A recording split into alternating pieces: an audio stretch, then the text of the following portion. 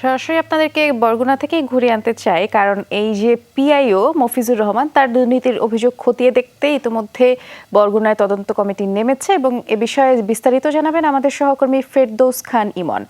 ইমন, প্রতিবেদন সম্পর্কিত আপনি নিশ্চয়ই অবগত এবং তদন্ত কমিটির সদস্যরা তো দিনভর অনুসন্ধান চালিয়েছেন। কোথায় কোথায় তাদের অনুসন্ধান চালিয়েছেন এবং এই যে পিআইও মফিজ, তিনি তো বললেন তার কিছু হবে না, কেউ কিছু করতে পারবে না, এ বিষয়ে আর কিছু জানা গেছে কিনা?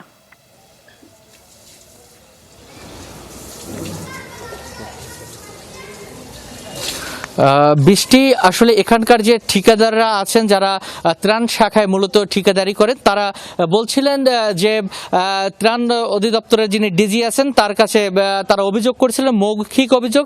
সেই ভিত্তিতে এখানে ডিপিডি আলতাফ হোসেন নামে একজন এসেছেন। মূলত ঠিকাদারদের দাবি যে তিনি তদন্ত করার জন্য আসছেন তাদের মৌখিক অভিযোগের কারণে। মূলত আলতাফ হোসেনের সাথে আমি আজকে ফোনে যোগাযোগ করেছি, তিনি বিভিন্ন এলাকায় পরিদর্শন করতেছেন। তিনি বলছেন যে আসলে তিনি এখানে এসেছেন কোনো তদন্তের কাজে না, তিনি জাস্ট কাজ হয়েছে কিনা সেটা পরিদর্শন করার জন্য।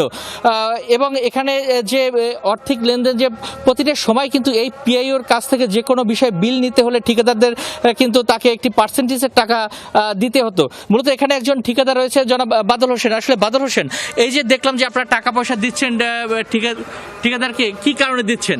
এটা পিআইও মফিজুর রহমান, উনি আমাকে অতিরিক্ত দায়িত্ব বরগুনায় ছিলেন, তিনি আমাদের কাছ থেকে 10% টাকা নিয়েছেন। কেন?